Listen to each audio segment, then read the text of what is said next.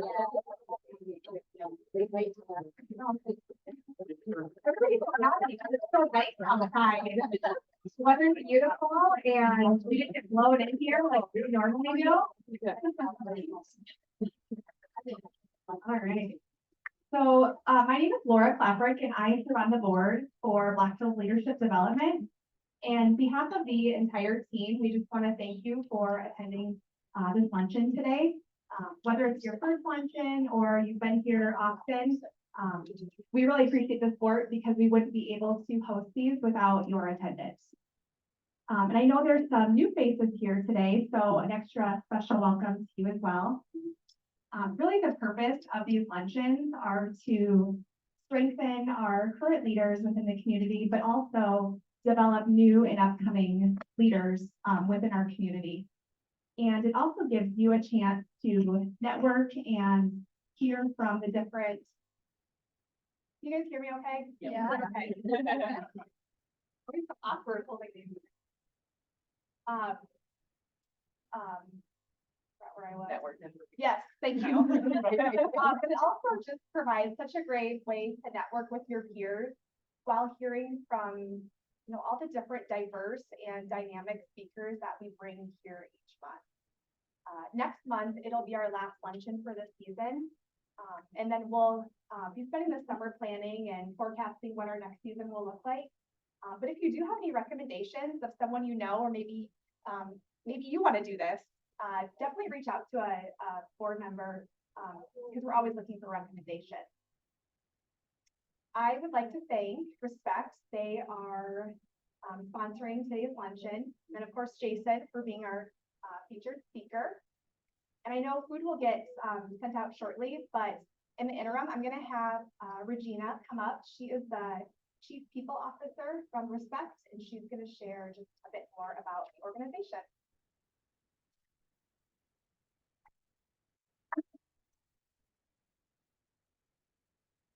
All right, hopefully you can hear me as well. I'll have to pull up my cheerleader voice from days ago. So my name is Regina Kroll. I'm the Chief People Officer for RESPEC. We are an engineering firm located in Rapid Valley, so our headquarters is here in South Dakota. We have about 88 employees there, and I've recently come back to the area. So I grew up in the Lee Deadwood area. I've been in Denver for about 30 years, and now I'm coming back. So I relocated in the last month with my husband.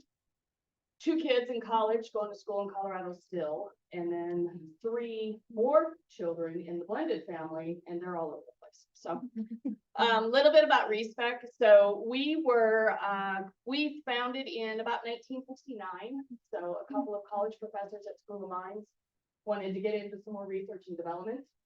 So after drinking copious amounts of beer and sitting in their garage, they decided to create a lab. And originally we started with nuclear waste storage and disposal, and that was kind of the first beginning of many years ago. So we hire engineers, scientists. We're in 26 states, actually. Jason might correct me here. 28 states and 14 offices from Fort Myers, Florida, up to Fairbanks, Alaska, and we also have 2 locations in Canada. So I run the HR team, which is all payroll, benefits, culture, people, and then of course you guys know Jason, who runs the information and the technology group. So we have 4 main business units. So mining and energy, which is where a lot of our engineers, especially in the local area, are from, and they focus on a lot of different areas. So anywhere from geotechnical, geomechanics to mining, and that includes reclamation, as well as environmental safety and protection.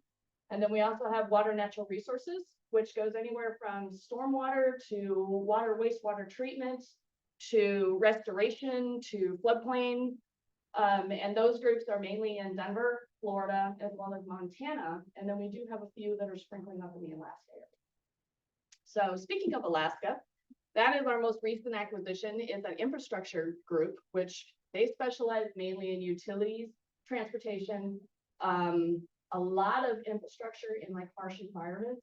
So they were an engineering firm focused mainly in Alaska, and then now they're branching out into the lower 48, as they call it. So Very fun group to work with, and we're kind of cross-pollinating. That's been our main focus for the last couple of years for one of our strategic initiatives, working across. So finding some commonalities between the 4 business units and getting our engineers to be able to expand their capabilities and work in other projects, which is a lot more fun for them as far as development. We also have data technology solutions, which is kind of our redheaded stepchild. So they are mainly IT database focused. They also help a lot of government with database management, billing, customer client information security. And they're starting to work across as well to help with a lot of data, as I'm sure you can imagine, that comes from the water and mining group, as well as the infrastructure group. So they're housed mainly in Albuquerque and Richardson, Texas, but again, they're also moving up into Rapid as well. So we're having a lot of fun doing some cross-pollination between those groups. And then we've got G&A and support, which consists of HR, marketing, which includes technical editors and proposals. And then we've got risk management, which is our director of safety who works in the Lexington. Did I miss anybody? I'm kind of like winging this. So I've done this company a little over a year. I'm still learning what it is that we do. And then we keep doing new things like every day. So I got to stay on top of all of that. I think that was about it. So Talon is here from our group as well. So if you guys have any questions about the company, feel free to grab one of us either during lunch or afterwards during networking. I know I didn't do 5 minutes. Okay, that was perfect. Thank you very much. Out lunch, so we'll just take the next like 20-25 minutes to enjoy your lunch and network, and then shortly after noon we'll be hearing from Jason.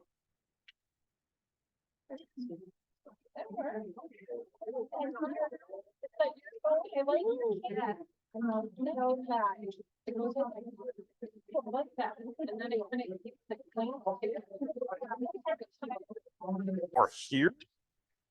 Okay.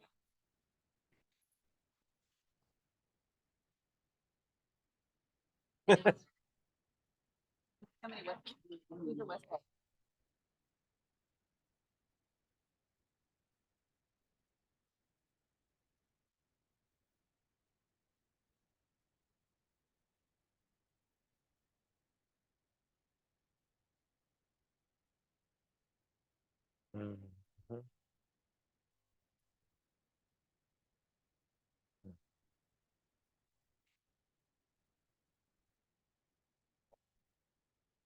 Yeah.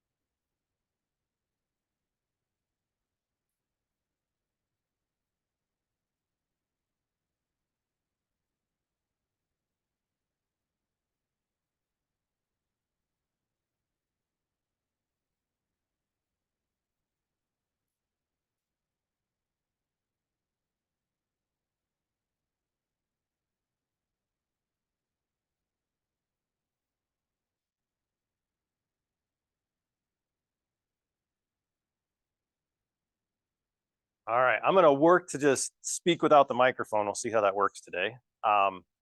First of all, thank you all for being here. You always kind of wonder how many people are gonna show up. Start to kind of get a little nervous about that. And I want to thank a few people that are in this room and a few organizations. First, I'm gonna call out Bobby Jean Jarvin here. So Bobby Jean, I just want to say thank you so much.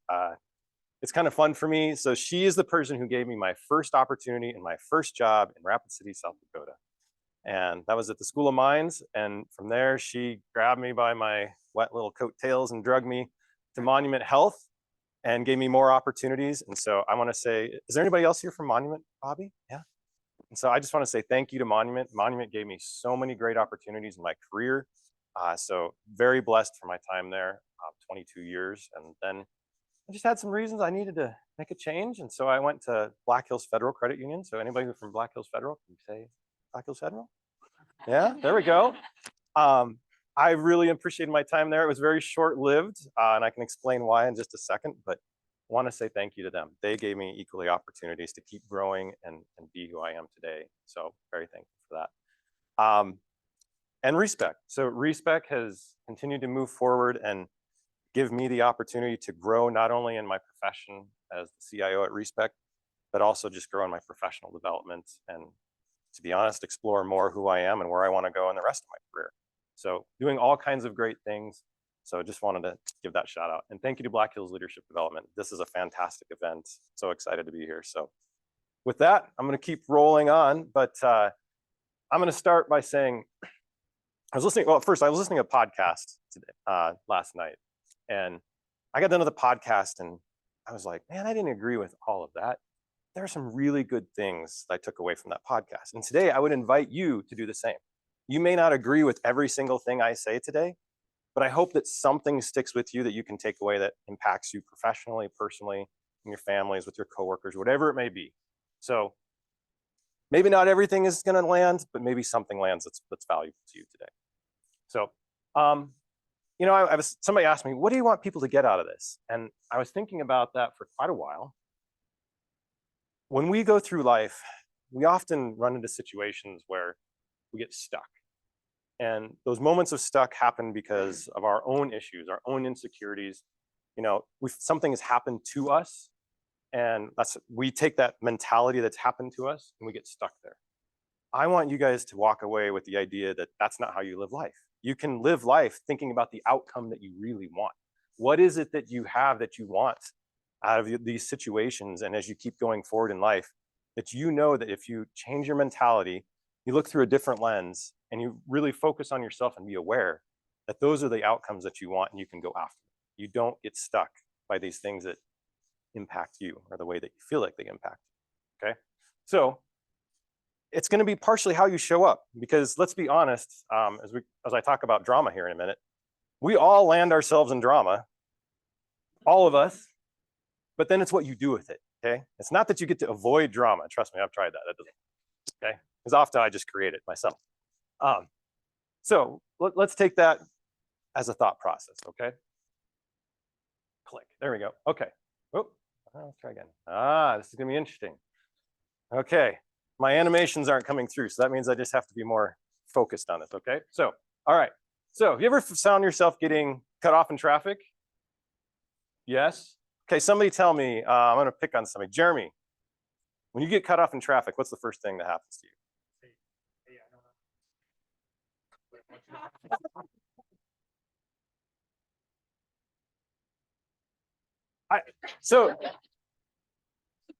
So I'm just gonna say that I picked the wrong person to start with, but anyway, because the truth is that is Jeremy. If you don't know Jeremy, that is absolutely Jeremy. So I went to the person, but and by the way, I just have to say this too. You guys are gonna have to give me some grace today. I am following Day of Excellence. So if you're at Day of Excellence, I am not that good. But anyway, I am excited to be here. So, point. Okay, so what about not getting invited to an after work event? Has that ever happened to anybody? Okay. Somebody tell me how that feels. What is your first thought when that happens, when you find out about it? Somebody. Rejected, right? Not included, right? You start thinking about all the reasons why this happened, right? You start thinking about yourself. You start thinking about the person who did the event and put it on. You're wondering why in the world they didn't invite me, right? You start thinking about all these things and you get bound up in it, right? Okay.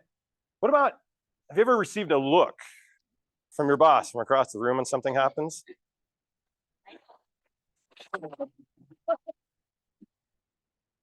Many times, yes, many times.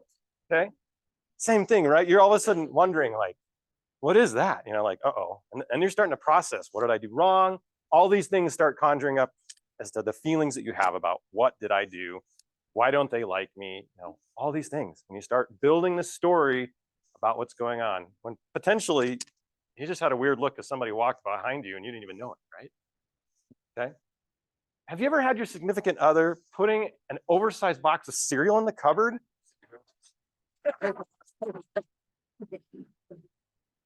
Let me, right? So let me tell you, so we're gonna get into this, but I love, so what she didn't, she looked at my slides, but I hid that one bullet point from her. So not everything, you know, some has to be a surprise. So I love cereal. I am a connoisseur of cereal. Bobby Jean knows this. Most all the people in my life know I love cereal. I love cereal so much, I have had cereal for all of the meals of the day. Not a problem. In the same day, by the way. Okay. All right. So I'm going to just say that these are all moments, and I'll get back to the cereal here in a minute, why that would be a drama moment for Jason. But I want to ask a few of you, what is drama look like to you? So, gentleman in the black vest, I'm going to ask you, what's your name? My name is Matt. Matt, nice to meet you. Thanks for coming.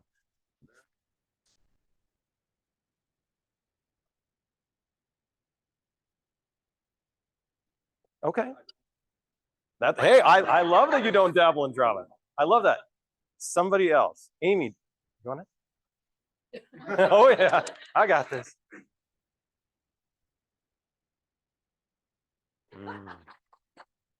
Okay.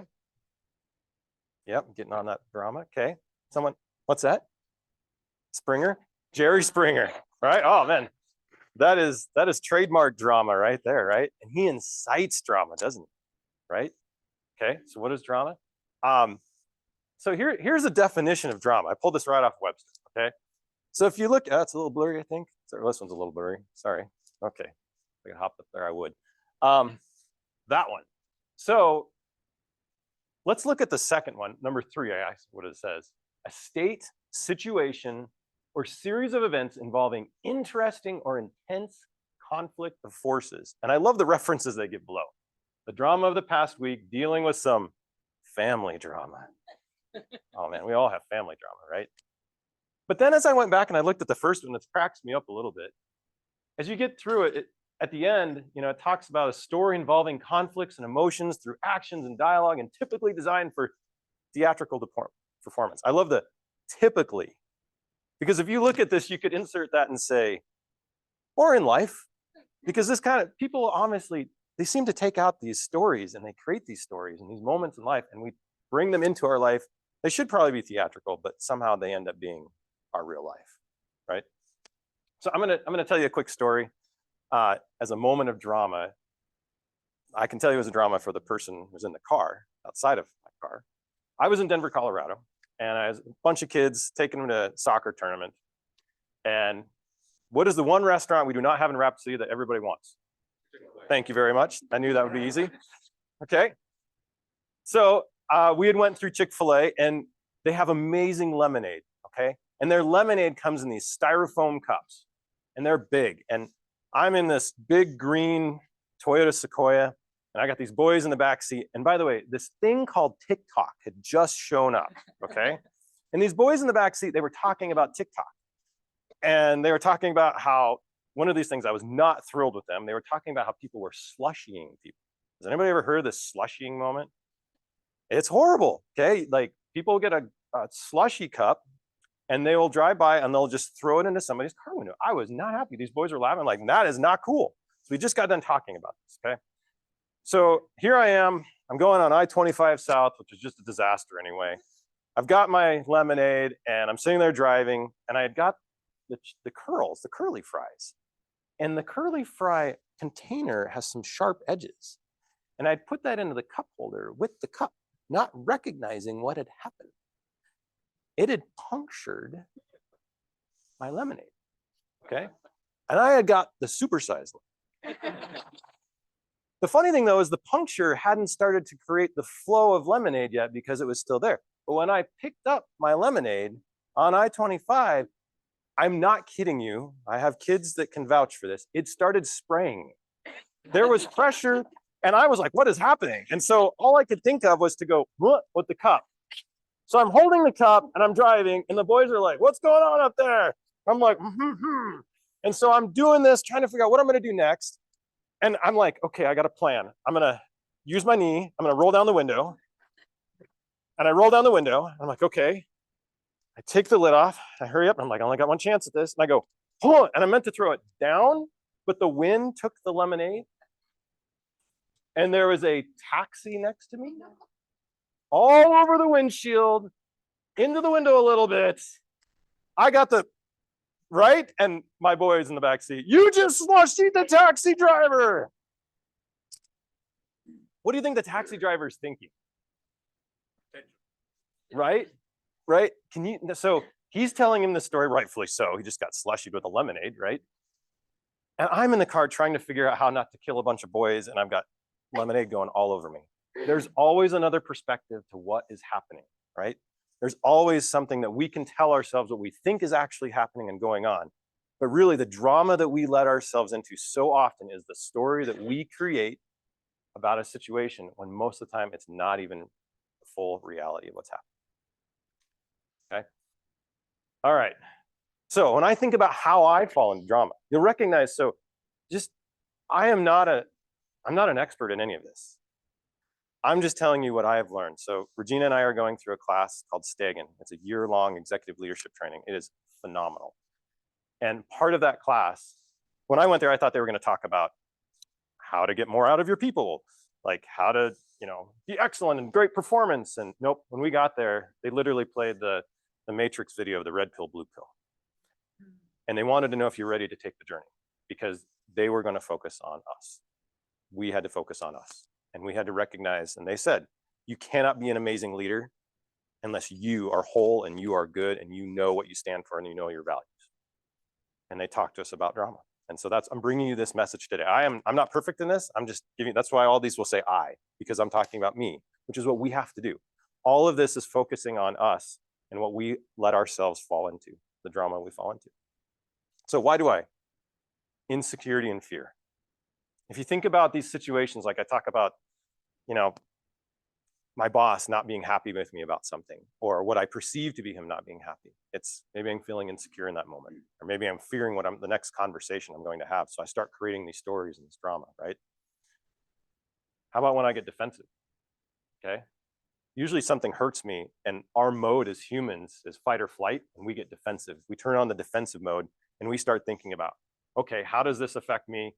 I'm gonna bear up and I'm gonna put this on somebody else, right? I'm gonna go into it. And you'll see this in a minute. We're going to talk about being a persecutor. Okay, we start persecuting out of our defenses and out of our fears. Okay. Ooh, what about expectations? How many of us have expectations? And just recently, I thought about the fact of what is an expectation? It's what I expect to happen, right? This is what I expect to happen. And when what I expect to happen doesn't happen, how do I respond to that? Well, most of the time, I'm upset. Most of the time, I'm getting ticked off at somebody else. I'm putting blame somewhere besides right here, right? So that is definitely where drama starts to come into play. Oh, what about accountability? This is another opportunity to move the problem to somebody else. You can start blaming somebody else for what has happened to you. What has happened to me? You know what? I'll be just straightforward here. I went through a divorce, and I can tell you that through that process, I was easily in a drama state because I was putting as much blame on somebody else. And the truth is, there was a lot of what was happening because of me, a whole lot of what was happening to me. And that's my accountability. But it was so much easier to move that problem to blame somebody else and get into a victim state, right? So those are things when we think about with drama. Now, what about communication? I talk about this cereal box, okay? I could have festered about that, and you think it's crazy, but you put that box, you have to now turn the box, which is now open, and the cereal falls out of the box. You cannot keep the cereal fresh anymore because the box. And then it's sitting there, and the cover doesn't close, and you can't put it in. I'm like, oh, the cereal box. So what did I need to do? I needed to communicate, because otherwise I know it's a cereal box, and I'm just getting annoyed, right? So we say we always put up with these things with our spouses and significant others. But putting up with them, you're like, oh, grumbly. If you just communicate, so all I did with Renee is, hey, I love that you buy me cereal, but when you do, just get it in a smaller piece. Done. Game over. We moved on, right? And there's bliss ever since. So there you go. It was. Yeah. This is a very, very important one. I put it for last. I commit to things I shouldn't. So Regina and I know about this a lot. We've learned about the way to say no. It's something we do not do well. Most of the time because we are trying so hard to please other people. We don't want to let people down. But in the process of that, we commit to things we never should have committed to. Things that we don't value, things that don't connect with who we are, things that are other people's important stuff, but maybe not ours. Now, there's a difference between selfishness and, being selfless. But the point here is you have to make sure that you're not committing, you're knowing how to say no, because here's the truth. Saying no to something means you can say yes to something else. We only have so much capacity to do things. And if you commit to things you shouldn't, what you start doing is you start resenting that situation, and you're doing it not out of the right spirit and values that you should. And in that, you start to create the drama and the angst, and that all creates other problems too. And so this is one way that you stop getting into drama is because you should not commit to those things. So how am I doing for time? Nay? Okay, thanks. So again, I got to look at myself first. And I talk about this. What is the story I'm creating? We are really good storytellers. You can look at one of the things that they had us do at the Stegen class is tell yourself a story about what you think is happening in a drama situation. And then you have to say it. You have to come up with 5 different stories after that because you can. You could come up with 5 other things that are actually happening in that situation, whether they're real or not.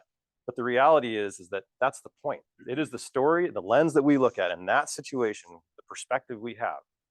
So you got to think about, are these things actually true? Are they facts? Or is what I'm thinking just what I believe? This is what I believe the situation to be. We talked about accountability. Am I taking accountability for the situation? Or am I trying to move this problem to somebody else? And this is not my undertaking. This is not my thing, when really we have to take accountability. And, sometimes you think about these problems that happen. You can get into the woe is me moment. You get in the woe is me, you can still, you may not have even created this situation. You may not have developed the problem you're facing. It could be a health issue. It could be a family issue, but you still taking accountability for your action of what you're going to do with it is what I'm talking about. You can't necessarily take accountability for what other people are doing, but you can take accountability for yourself. So think about those stories you're telling.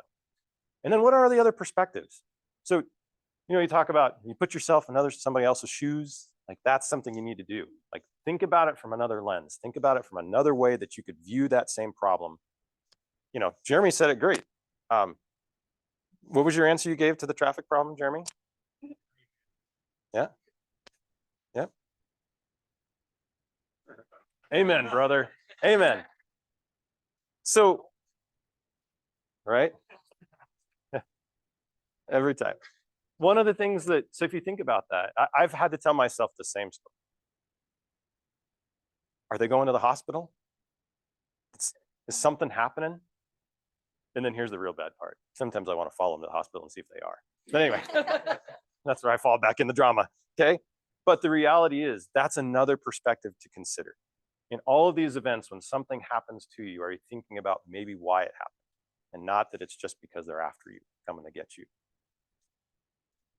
Okay, how is the perception of the situation or person affecting me? Is it creating these unproductive emotions? You think about all the anger that you have. And we even talked about the fact that venting isn't necessarily a bad thing.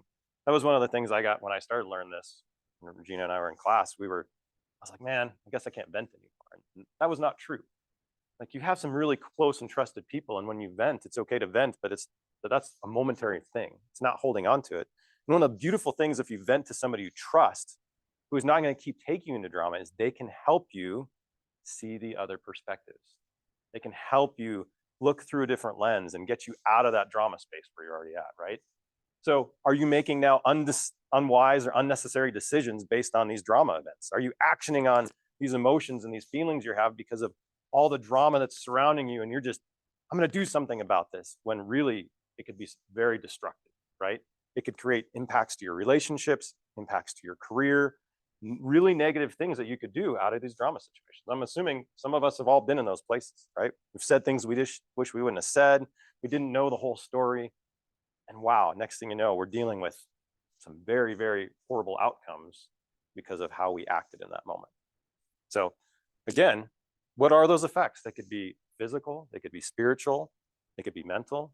You know, I've went out, I'm a cyclist. I can go out angry and go out cycling, and let me tell you, my mind is not thinking about the road, and I can get myself into some big physical situations that could be very impactful if I was thinking about all the drama that's going on in that moment. All right, so I'm gonna have to move quickly. I'm talking too much.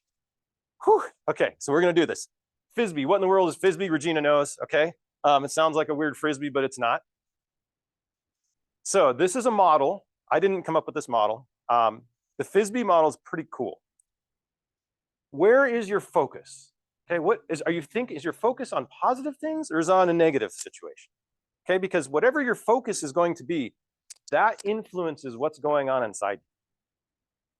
Whatever's going on inside, that's based on what you're focusing on, okay? If you're focused on being, we'll talk about this in a second, the victim, that's going to impact what your inner state looks like. Then from inside you, and that then becomes what your behavior is. This is a very cyclical process. You can actually jump into the Frisbee model at any point, because if your behavior is pretty negative, then your behavior can be impacted, or your focus can be impacted by your behavior, which then can impact your inner state and becomes this vicious cycle, right? This Frisbee model can then move to, if we talk about the negative one, oh, there's one of those ones where the font went weird on me. Anyway, Problo. So if you think about it from a problem standpoint, that's your focus. I have a problem now. Well, that's a victim mentality. You're thinking about it from a victim standpoint. That leads to anxiety. Anxiety isn't always bad, but then you're inner state of this anxiety. What do you feel? What comes out of that? You react. You react out of that, whether it be a defensive nature, that becomes the behavior, right? You're angry, you're frustrated, you're upset. So these are the things that you can think of, but those behaviors based upon the inner state of thinking, because your focus is on what has happened to me. But you can think about it in a positive way. What about from a creator mentality? If I think about how I want the outcome I want and think about how I create the outcome that is the best situation for me and everybody else, that leads me to a thought of passion, because now I'm excited. Man, if I know what I want, and I can get excited about it and be passionate about it, then my behavior is, how do I take the next step to action on this? You think about good things that you want to do. You think about like, hey, I want to get healthier. Well, what do we do that? My focus is on, I want to be able to get out, and for me, it would be, I want to be able to bike up Mount Evans again. Okay, that's one of the things I love. Cool, well, how do I do that? Well, I'm getting passionate about it. I'm gonna go out on some rides. I see my continual growth, and that leads me to take the next step, which is get out again and keep doing it. And I keep leading towards the outcome I want. Versus if I get out on the bike, I want to do Mount Evans, I think, I've gained 20 pounds, this is not gonna happen. Well, my inner state doesn't feel very positive about that. My behavior is gonna be, you know what, why do I even try? Forget it, okay? So we think about the Frisbee model. Oops, went too fast.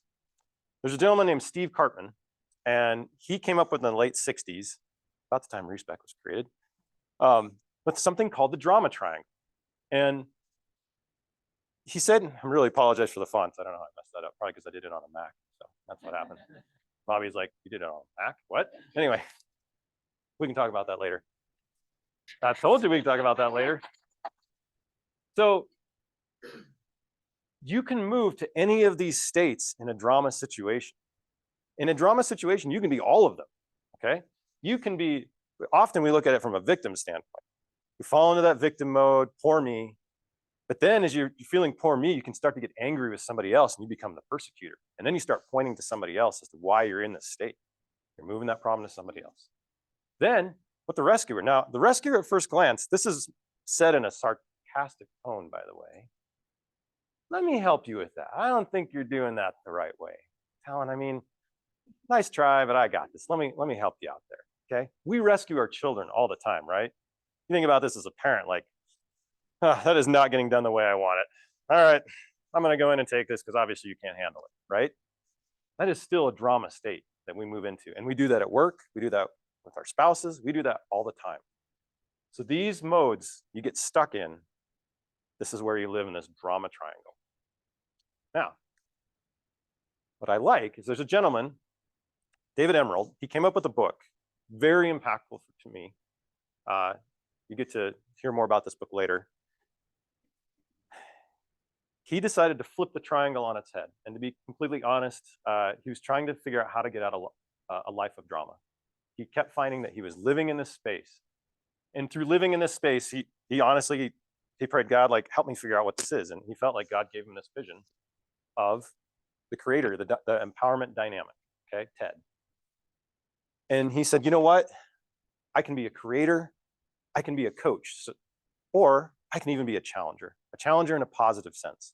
And so he came up with this empowerment dynamic, and he put these two up against each other. So if you look, they oppose each other. So instead of the victim, the poor me, it's the creator. I can do this. I can go for the outcome I'm looking for. You look at it from a coach standpoint, well, that's against the rescuer. Instead of just taking it away from somebody and doing it for them, how can we help somebody to learn to do it better? How can we be that coach that we want to be and grow somebody out of that?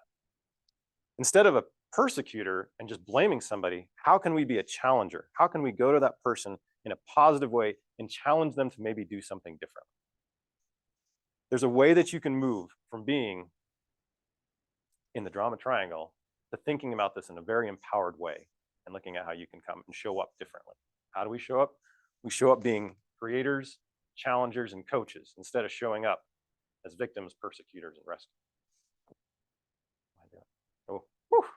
All right, 5 minutes. Okay. Drama is emotionally expensive. It's a multiplier. So to go over this quickly, when you bring drama, you suck other people into your drama. That creates even more challenge. I can tell you at RESPEC, I'll admit something I did. So we work with engineers. We work with some engineers who, they're a little rough around the edge, right, Regina? Anyway, okay, challenging, I like that, challenging. We're challengers, right? And I remember one day going in, what's that? Are you an engineer? Oh, well, hey. What I'm gonna say is, there's a few that, what I can tell you, I will say this because I appreciate it. Working at RESPEC, there's a whole different perspective of engineers that I've discovered, and they're fantastic people. What I will tell you as an IT person is engineers are trained to solve problems, and if you are their problem, they will learn to work around you. So that is a problem. But to the point of the example here, because I only have 5 minutes, anybody who knows me, I can talk forever. The challenge with what happened with me, I had an experience with someone who was not very kind. And that set my bias towards that person quickly. What did I do? I went in and talked to one of my staff. And I was so upset and so frustrated. I just moved that bias to them. They immediately now have this thought process around this person. So the next time they're going to get on the phone because of my drama, I just brought them into it. That drama just expands. So you now have these challenges where the time, the energy that you spend, think about work. If you think about like time stealing at work and this drama, you're time stealing it. You're taking away from the productivity of other people and what you can do to create and overcome and get the outcomes that the organization is looking for. But because of your drama, you're moving away from that. You're moving way far away from that. And you're using up all that time to just create negativity, problems, other challenges. And somebody's got to fix your drama. Somebody's got to come in the wake of that and clean that garbage up. Hopefully it's you. Oops, wrong way. Okay, so these 3 vital questions real quickly. 1, where am I putting my focus? We talked about FISB. On the problems or outcomes. How am I relating to myself, to others, and the realities of the world around me? Okay. Am I looking at drama? Am I looking at empowerment? And then last but not least, what actions am I taking to realize my desired outcomes? What are those things that I can do to go after what I want? Now, because I have very little time, I'm going to move quickly to the next part, but it's really important. I'm talking too much. I'm having too much fun. So how do I move away from drama to the outcome I want? Okay, so first of all, I have to own my thoughts and my behaviors. How do I do that? Ugh, I thought I fixed that. I didn't. Anyway, awareness. You have to have awareness. Awareness of what's going on, awareness of the lens you're looking through. You have to be, it's a growth thing. starting to become aware of how you are entertaining situations. Because why? Whoops. That leads to perspective. When you can look at something and have a different perspective and consider the situations that are going on, your perspective changes and you can entertain other perspectives, which now gives you a choice. How are you going to respond? What are you going to do? Because now with a new perspective, you can consider doing something other than just living in drama. You can go towards an outcome you want, or you can stay in drama. This is now your choice. And with that, I'll figure this out. You have responsibility. The choice you make, now you have responsibility over that choice, and that's accountability. So if I want the choice of a good outcome, I'm responsible for going after that. If I take the choice of living in drama, I am equally responsible and accountable for that. That's a problem. So this is a definition of courage. I'm going to quickly go through this real quick. Mental or moral strength to venture, persevere, and withstand danger, fear, or difficulty. When we get into drama, are we dealing with fear? Yeah, sometimes, right? Okay. Is it difficult when we get into drama to kind of figure out how to get ourselves out of those things? It is. It's not simple, right? So what is courage? Courage is hard. Sometimes, when I was a little kid, I thought about, I'm going to be courageous. Like I thought of firemen, I thought of policemen, I thought about all the, being in the military. As I get older, I was questioning myself, what is courage? What is courage to me? And I can tell you as a leader, courage has all been about the choices I make. How I show up each day, how I interact with my staff, how I interact with people. Courage is more about how I show up, who I am to other people. And so in that sense, courage is doing what is right. It is more work. I can tell you this right now, being courageous takes a whole lot more work. It's so easy to go into drama. Let's just be honest. You just slide right in and it feels good until it doesn't. Being courageous, that takes effort. You have to think about it. You have to think about other people. You have to think about how you're going to process this, how you're going to approach people. When I have to approach cereal box situations, right?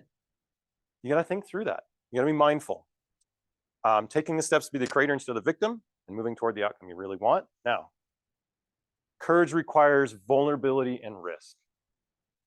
I don't think a lot of us like to be vulnerable, but it's a really important skill. Getting yourself to be vulnerable. It takes honesty. One of the greatest quotes I've ever heard at Stegen was, withholding feedback is sabotage. Think about in your relationships. Like if you're married and you have something you need to say and you don't say it, you're just sabotaging that relationship. You are not allowing that to grow. You're just going to push it under the covers and scrape it underneath the rug, and that's only going to get worse. Communication. Communication we know is always key, but communication is so vital to courage. You have to say it. You have to bring it up. You have to let people know what's going on. You have to move into that space of looking for the outcome you want, and often you have to communicate to others what that is. We talked about learning to say no, and I'm not going to get into this too much, but knowing your values. That's one of the coolest things that I've got to do at Stegen is they really focused on working on our values. Like for me, I've got 5 things now that I pay attention to that I value. And if things don't align with my values, it's not something I should be doing.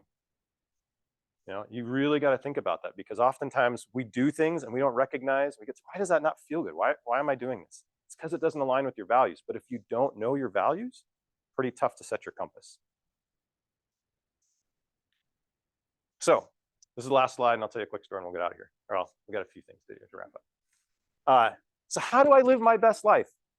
1, being mindful of the stories that I tell myself. Am I stopping when I tell myself a story and look at drama? Am I listening to what that story is and considering what it really is that I'm saying to myself? Do I need a new perspective? 2, do not get trapped in the drama triangle. You get trapped in that vicious cycle, it's horrible. Grow awareness of how I'm showing up. In the moments where I know that I can make a choice, be aware of what's happening. Lean into courage every single day. I can tell you I had to let somebody go once.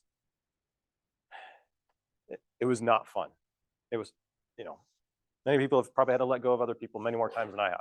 But what I can tell you is I could rationalize reasons why we shouldn't do it. I could rationalize all these situations. But what I can tell you is the courage it took to do it was the best thing for the team. And it was honestly the best thing for that person. They needed a new start. They were stuck. To be honest, they were stuck in the drama triangle. I was getting myself stuck in the drama triangle, but it was the right thing to do. And sometimes showing up and being the leader we need to be at home, at work, in our communities, it takes the courage. And like I said, identify your values and learning to say no. That's what we got to do. So I'm going to close up with showing this unpolished graphic. It was polished at home. Just to remind you, like, this is so important. This is probably one of the favorite things I've learned. I recite this to myself regularly. It helps me center. I'm going to tell you the last, do I have 2 minutes? Yeah. Okay. So I'm going to